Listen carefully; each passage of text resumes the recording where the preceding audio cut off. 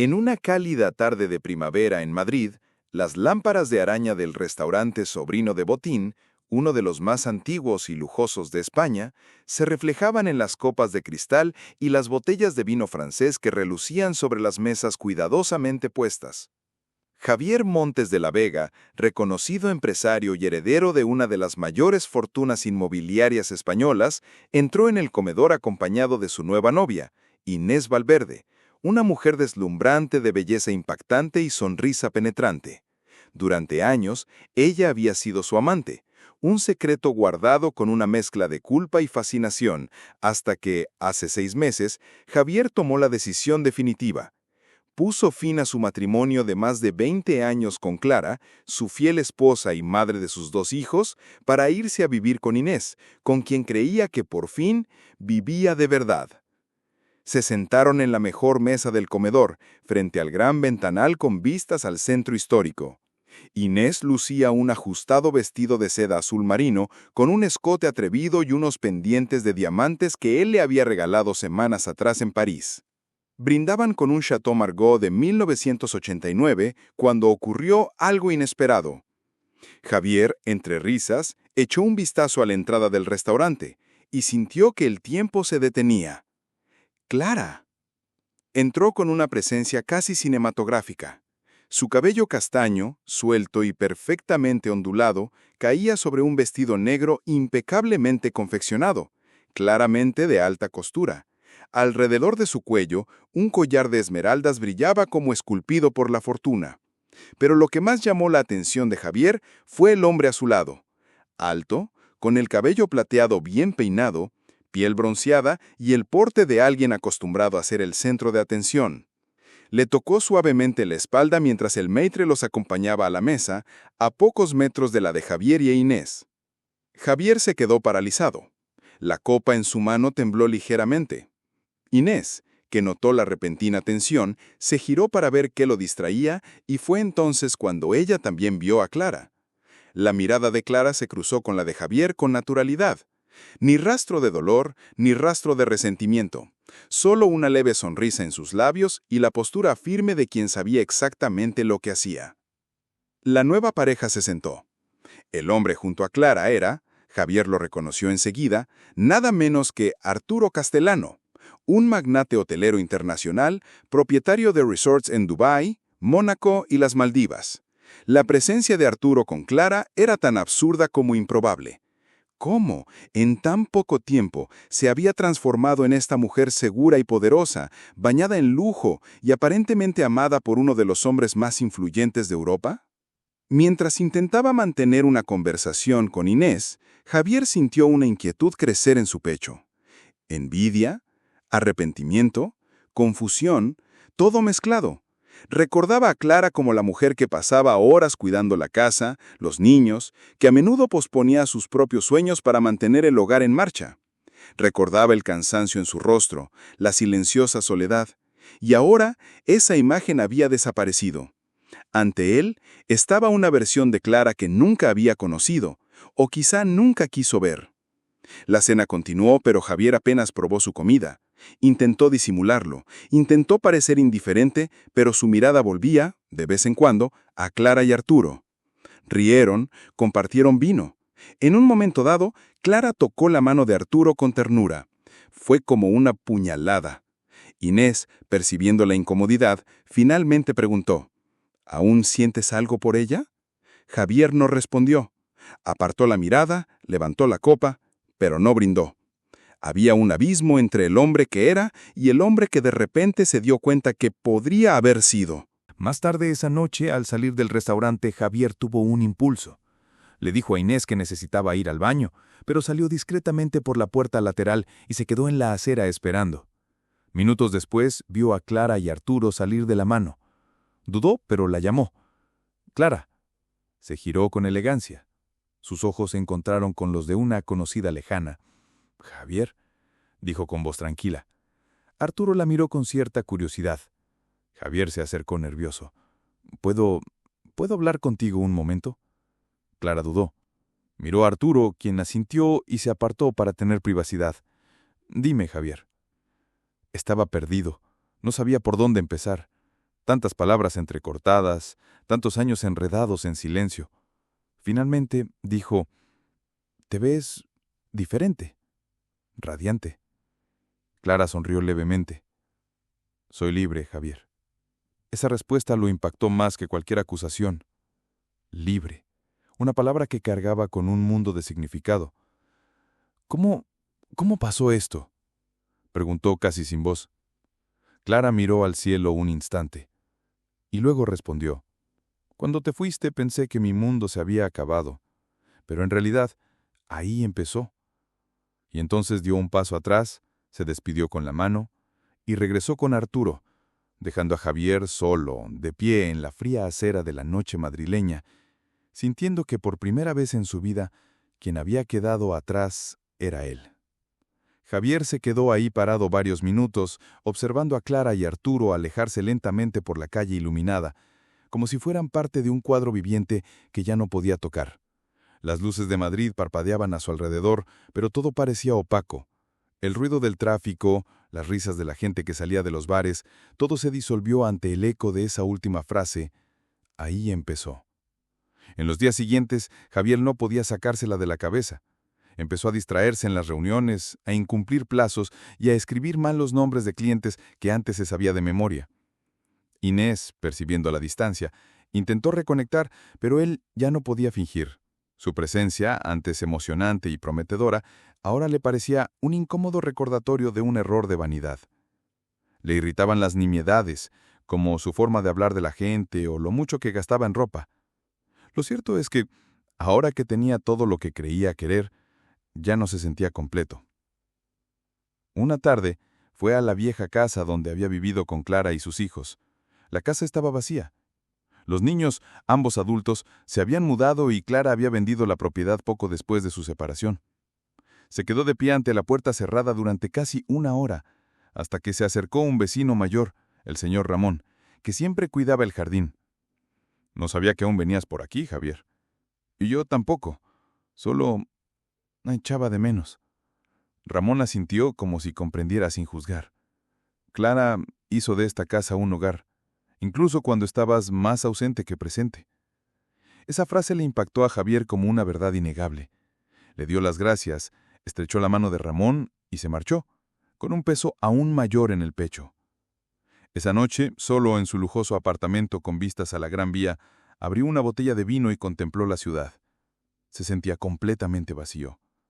Fue a su despacho, abrió uno de los cajones y sacó una caja de madera. Dentro había fotos antiguas, viajes familiares, cumpleaños de sus hijos, momentos sencillos que apenas apreciaba en aquel momento. En todas ellas, Clara estaba presente, sonriendo incluso cuando él, en muchos casos, parecía no prestarle atención. La semana siguiente, impulsado por un impulso inexplicable, Javier empezó a asistir a terapia. Se sentó por primera vez ante una terapeuta llamada Teresa, una mujer de voz serena y mirada firme, y tras unos minutos de silencio, dijo: «Destruí lo único que realmente me hacía bien, y ni siquiera me di cuenta mientras aún era posible arreglarlo». Teresa no lo interrumpió, simplemente lo dejó continuar. «Pensé que perseguía la felicidad, pero en realidad huía de algo que me exigía lo que nunca quise dar: presencia, compromiso, verdad». Con el tiempo, las sesiones se convirtieron en un refugio para Javier.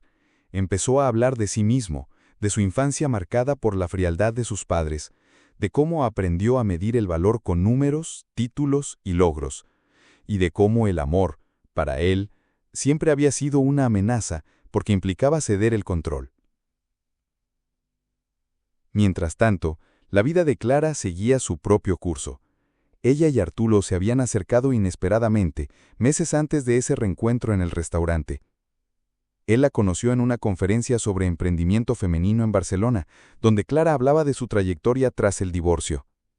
Para sorpresa de todos los que la conocían, se había reinventado con una fuerza casi cinematográfica. Lanzó una marca de joyería de autor inspirada en piezas heredadas de su abuela, una mujer fuerte que, a diferencia de Clara, nunca se entregó por un hombre. La marca creció rápidamente. Las joyas, con diseños delicados y nombres poéticos como Renacer y Alma Libre, atrajeron la atención en redes sociales. Influencers, actrices e incluso una duquesa lucieron sus piezas. Sin embargo, el éxito no fue solo comercial. Para Clara, fue la prueba de que podía construir algo único y propio, algo que nadie podría arrebatarle ni borrar. Con Arturo, la relación floreció con una ligereza que nunca antes había conocido. Él era generoso, respetaba su espacio y admiraba su fuerza. No era un hombre que necesitara que ella se empequeñeciera para sentirse más grande.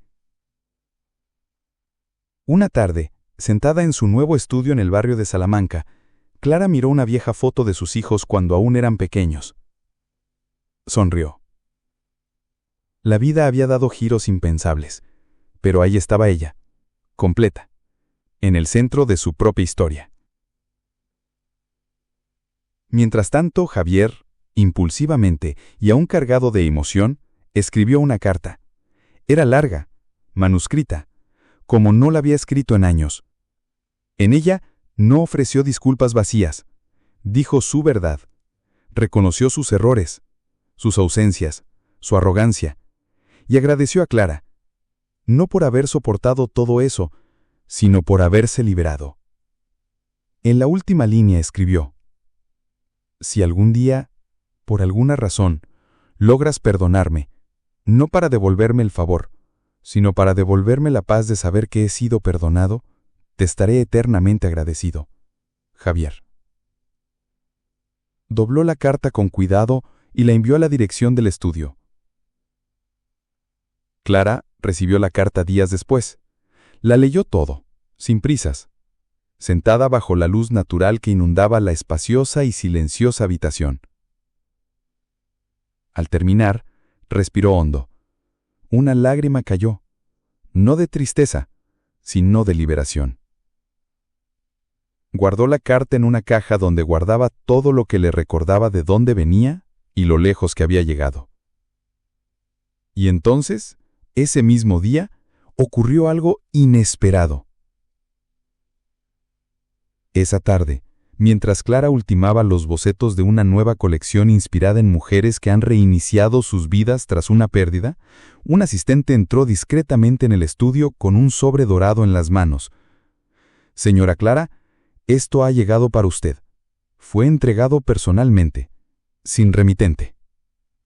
Clara, con la mente aún puesta en la carta de Javier que había leído esa mañana, tomó el sobre con cierta inquietud. Era pesado, estaba sellado con un sello rojo, y su nombre estaba escrito a mano. Al abrirlo, encontró una invitación, una ceremonia de premios en Lisboa, donde sería reconocida como Empresaria Ibérica Revelación por su contribución al mercado artesanal de lujo. El corazón le dio un vuelco. Ya sabía que estaba nominada, pero nunca imaginó que ganaría. Más que el premio, esa invitación selló una transformación. Fue el reconocimiento público de una historia que, hasta hacía poco, creía enterrada bajo las cenizas de un matrimonio fallido. Cogió el móvil y sin pensárselo 2 veces llamó a Arturo. ¿Ganaste?, preguntó, antes de que ella pudiera decir nada. Sí, dijo Clara, sonriendo con lágrimas en los ojos. Lisboa nos espera. Al otro lado de la línea, Arturo le devolvió la sonrisa. Dijo que se encargaría de todo, desde los vuelos hasta las reservas de hotel a orillas del Tajo. Pero antes de colgar, Clara dijo algo que nunca había dicho en voz alta. Ya no soy aquella mujer que vivía con miedo. Yo me siento completa ahora. Y esa es la mujer que amo, respondió Arturo. Mientras tanto, Javier, cada vez más inmerso en el silencio de su propia conciencia, recorría un nuevo, aunque solitario, camino. Ya había terminado su relación con Inés, definitiva y maduramente. Fue una conversación sin gritos, sin herir sentimientos, solo con la claridad de que buscaba algo que ella no podía darle, y que, en realidad, tampoco quería ofrecerle.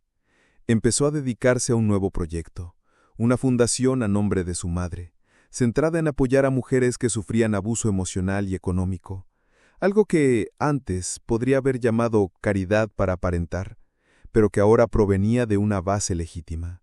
El tiempo que pasó con su terapeuta, con otros hombres en grupos de apoyo, e incluso con sus propios hijos, con quienes intentaba reconstruir vínculos, le ayudó a comprender que el hombre que era el resultado de decisiones inconscientes, y que para convertirse en otra persona, tendría que elegir de forma diferente, cada día.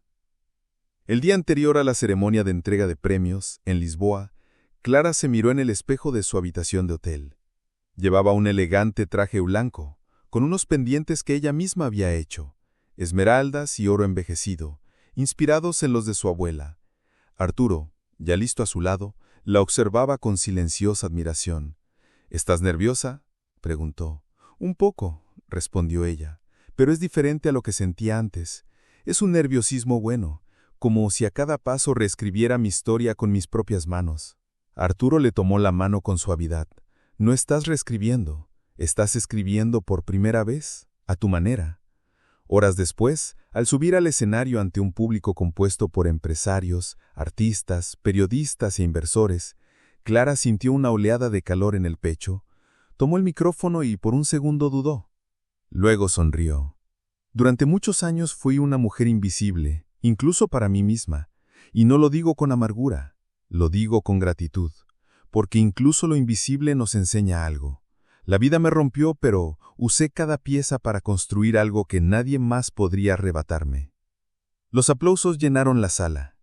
Entre los invitados, una figura familiar, sentada discretamente en las últimas filas, también aplaudió.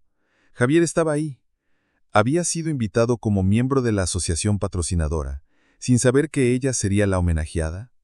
El destino una vez más lo puso ante lo que había perdido, pero esta vez había algo diferente en su mirada. No había desesperación ni anhelo sofocante. Había respeto. Ya no buscaba recuperar a Clara, solo ser testigo con dignidad de cuánto había florecido. Al final del evento, Javier esperó a que todos se fueran. Clara caminaba entre bastidores cuando sintió una presencia a su lado. Miró. Era él. «Felicidades», dijo Javier con sinceridad en la mirada. Clara le dio las gracias con una sonrisa serena. Ya no había dolor en ese reencuentro, solo recuerdos que por fin habían encontrado un lugar donde reposar. «Recibí tu carta», dijo. «Necesitaba escribirla, no por mí, sino por lo que era contigo». Clara asintió. Estaban en paz. No había nada más que decir, y al mismo tiempo, todo estaba dicho. Regresó con Arturo, quien la esperaba con un abrazo. Javier se quedó allí un momento, solo de nuevo. Pero esta vez algo era diferente. No se sentía vacío. Porque a veces superarlo no es olvidar, es recordar sin dolor. El salón de eventos estaba casi vacío. Unas luces tenues parpadeaban en el techo y una delicada música instrumental sonaba de fondo. Clara estaba hablando con algunos invitados cuando sintió una presencia a su lado. Al girarse, vio a Javier, de pie, a unos pasos de distancia. Su rostro era serio, pero no arrogante como de costumbre. Era un hombre destrozado, no por el orgullo herido, sino por un verdadero arrepentimiento. Se disculpó con quienes la rodeaban y caminó hacia él. Se quedaron cara a cara, y por un instante solo hubo silencio entre ellos. «Sé que este podría no ser el lugar», comenzó Javier, con la voz baja, rouca por la emoción. «Pero necesito decir algo, de verdad, y no puedo guardármelo». Clara lo miró con paciencia, pero firmeza. Esperó. «Fui una tonta, Clara. Una tonta ciega, vanidosa y temerosa. Cuando te dejé, pensé que estaba eligiendo la libertad, pero terminé eligiendo el vacío. Solo después, cuando ya no estabas, me di cuenta de que todo lo que tenía sentido en mi vida era lo que construí contigo». Tragó saliva con dificultad, pero mantuvo la expresión serena. «¿Y ahora te das cuenta de eso?» «Sí. Y sé que podría ser demasiado tarde. Probablemente lo sea. Pero si aún queda algún espacio, algún sentimiento, cualquier cosa, Clara, dame una segunda oportunidad. Lo cambiaría todo. Volvería a empezar contigo. Esta vez de verdad, sin mentiras, sin distracciones, solo tú Y yo. Dio un paso al frente, con los ojos llenos de lágrimas, esperando cualquier señal, cualquier posibilidad. Pero Clara simplemente sonrió, dulce y madura. Una sonrisa que no contenía ira ni venganza, solo compasión. Entonces, con suavidad, levantó la mano izquierda y reveló un anillo reluciente en su dedo anular. Un diamante redondo y clásico con un brillo suave, rodeado de 2 pequeños zafiros a los lados. Javier se quedó paralizado. Yo, susurró, tragando saliva con dificultad. ¿Estás? Sí, estoy comprometido. Arturo me propuso matrimonio hace unas semanas. Nos casaremos en septiembre en la Toscana. Fue como si el suelo desapareciera bajo los pies de Javier. Por unos segundos no pudo respirar. Todo en su interior gritaba, pero por fuera solo asintió. No había nada más que hacer. Lo entiendo, murmuró. Es un hombre afortunado. Clara bajó lentamente la mano, sin dejar de mirarlo con ternura y firmeza. Y yo también. Pero no porque me eligieran, sino porque aprendí a elegirme. Ese fue el mayor regalo que me dio el dolor. Las palabras cayeron como una piedra que selló la puerta al pasado. Javier no insistió, no pidió nada más. Simplemente la miró unos segundos más como si quisiera atesorar ese momento para siempre. Luego dio un paso atrás. Adiós, Clara. Adiós, Javier. Y entonces se dio la vuelta y se fue, caminando lentamente por los pasillos dorados del hotel, mientras Clara regresaba con Arturo, quien la esperaba con una sonrisa, tendiéndole la mano. Javier, afuera, estaba sentado en un banco de mármol en el jardín del hotel. El cielo nocturno de Lisboa se extendía sobre él, estrellado, silencioso. Por primera vez en años, lloró, no por rabia, ni por autocompasión. Lloró porque finalmente comprendió que el amor verdadero, cuando se pierde por egoísmo, rara vez regresa, y que a veces el mayor castigo no es el final, sino ver a alguien ser feliz sin ti. En los días posteriores a la ceremonia, Javier regresó a Madrid con un peso que parecía hundirse en sus huesos. Cada calle que pasaba, cada restaurante elegante, cada balcón con vistas al cielo castellano, le traía algún recuerdo de Clara. No la Clara de su pasado, fuerte, independiente, amada, sino la que había ignorado, silenciado y finalmente negociado. El apartamento donde había vivido, antaño, símbolo de su recién descubierta libertad, ahora parecía un mausoleo. Los muebles modernos, los cuadros caros, el vino del armario, todo parecía insignificante. Intentó volver a su trabajo en la fundación, pero sus palabras carecían de alma.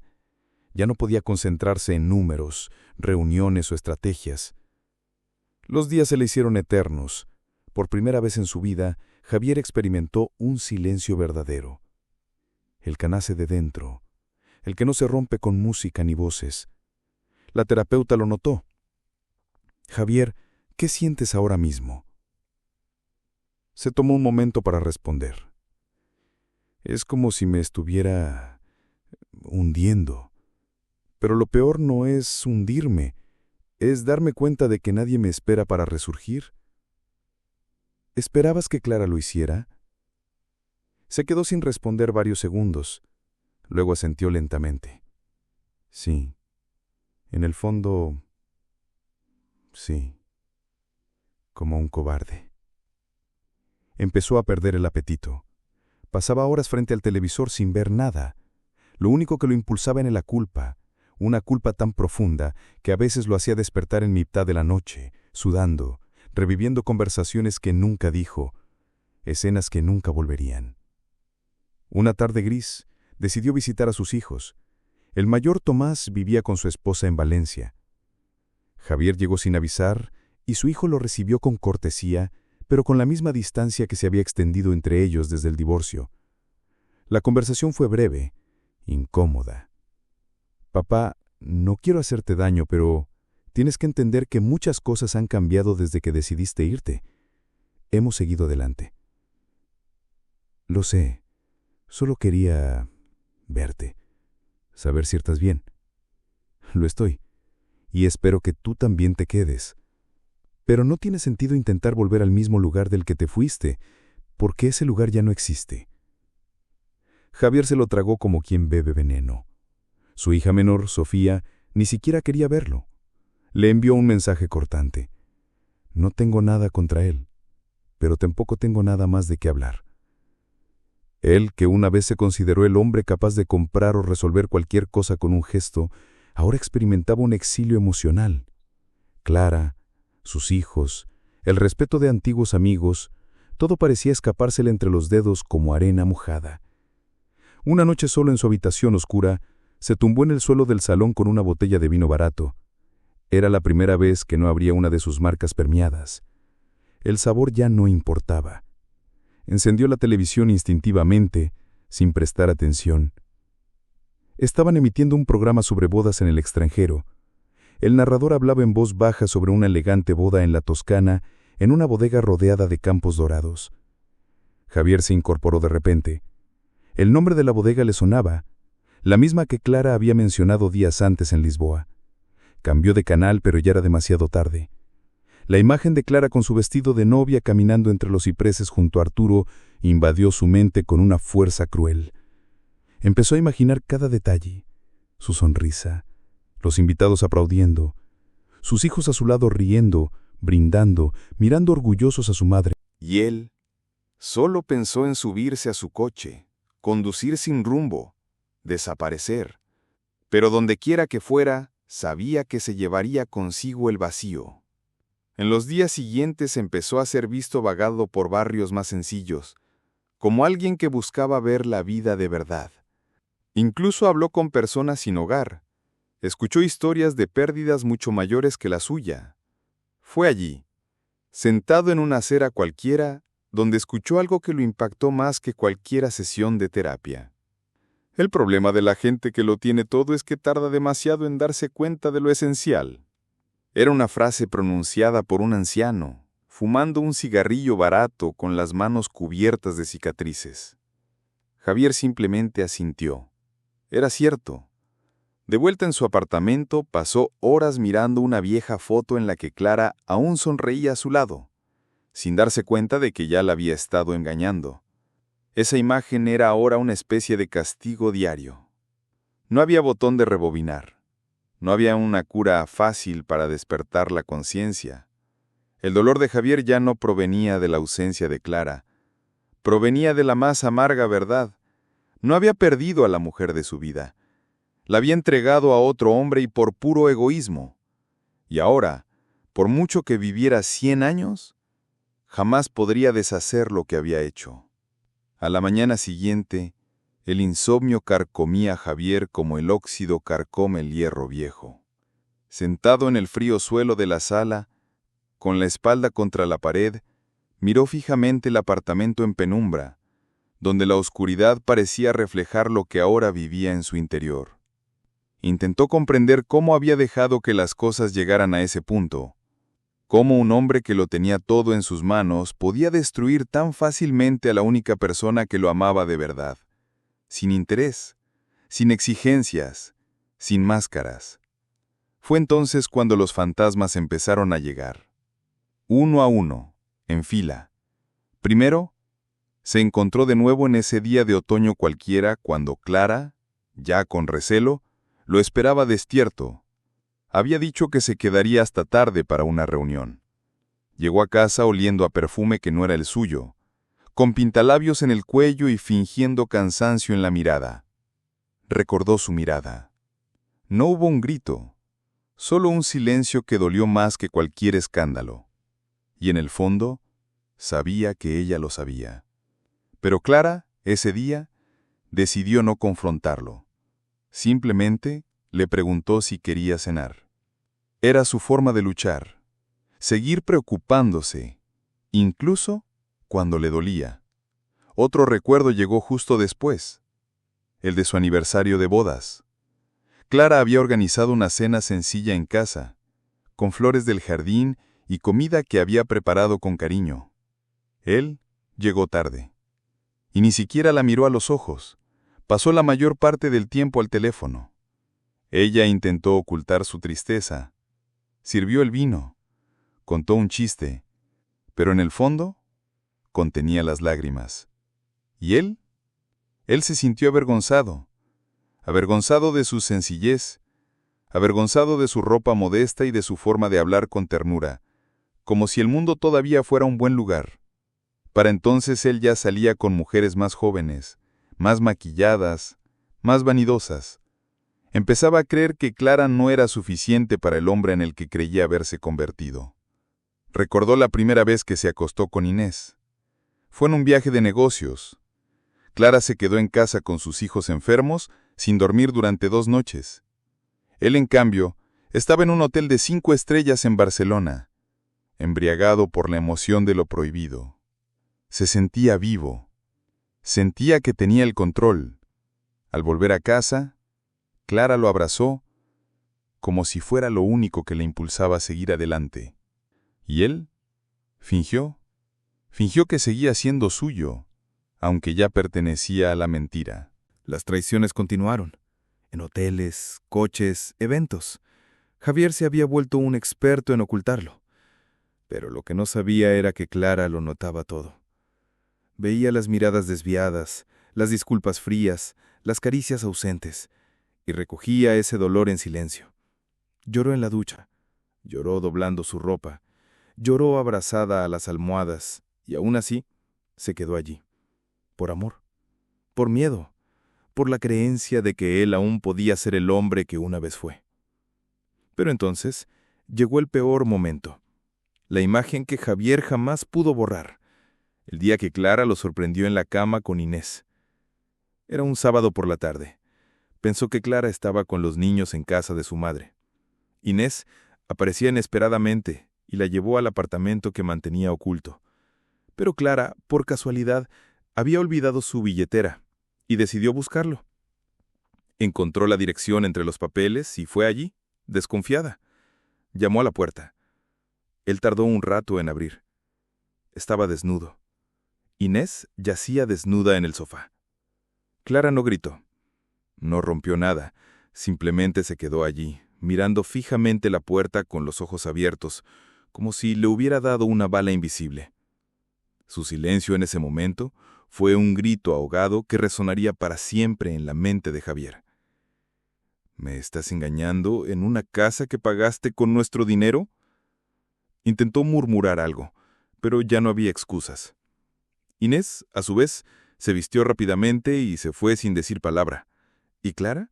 Se desplomó allí mismo, en el pasillo del pasillo. Lloró como quien pierde a un hijo. Lloró con todo su cuerpo. Y Javier, un cobarde, en lugar de darle la bienvenida, simplemente dijo: «Quizás sea mejor así. Ya lo sabías. No hay que dramatizar». Y se fue. Le dejó allí. Cerró la habitación con llave, cerró los ojos, fingió que no le dolía. Pero ahora le dolía como 1000 cuchillos atravesando el pecho. Días después, regresó a casa, no para disculparse, sino para anunciar que se iba. Clara ya no lloraba, simplemente dijo: «Haz lo que quieras. Solo te pido una cosa. No destruyas la imagen que tus hijos tienen de ti». Y se fue. Lo dejó todo atrás como quien se cambia de abrigo. Pensó que la nueva vida sería una mejora, que con Inés tendría libertad, juventud, ilusión, pero lo que encontró fue una sucesión de vacíos disfrazados de placer. Y ahora, tumbado en el frío suelo de un apartamento caro y sin alma, recordó el rostro de Clara en aquella puerta, el grito que nunca soltó, el dolor que nunca quiso ver, el amor que asesinó con cada mentira, cada desaire, cada omisión. Poco a poco las lágrimas brotaron, un llanto que nunca se había permitido sentir, un llanto lleno de culpa, de pérdida, de verdad. Lloró como había llorado Clara, pero nadie lo vio. No hubo testigos de su dolor. Ahora comprendía lo que antes había sido imposible, que Clara no lo había perdido. Fue él quien la perdió, con sus propias manos, y lo peor, sabía que nunca merecería otra oportunidad. Javier se quedó allí, acurrucado en el suelo de su propio abismo, rodeado de recuerdos que ahora pesaban más que cualquier fortuna que hubiera amasado. Por primera vez, comprendió que no hay mayor dolor que mirar atrás y darse cuenta de que el amor de tu vida se había ido no porque el destino lo hubiera querido, sino porque él mismo la había empujado. Clara se reconstruyó. Se reconstruyó con elegancia, con fuerza, con dignidad, y siguió adelante, mientras él, Javier, seguía prisionero de lo que nunca valoró. Porque la traición no es solo el acto físico, es cada momento de desprecio, cada palabra no dicha, cada lágrima ignorada. Ahora, demasiado tarde, comprendió. Algunos errores no se borran. Viven dentro de nosotros como cicatrices que arden cada día. ¿Y tú? ¿Alguna vez has perdido a alguien por no saber apreciarlo cuando aún había tiempo? Comparte tu historia en los comentarios o escribe tu propia versión. ¿Qué harías diferente si estuvieras en el lugar de Javier? Sigue el canal para ver más historias conmovedoras como esta. Y recuerda, el amor también se trata de estar presente, antes de que el silencio diga lo que las palabras nunca dijeron.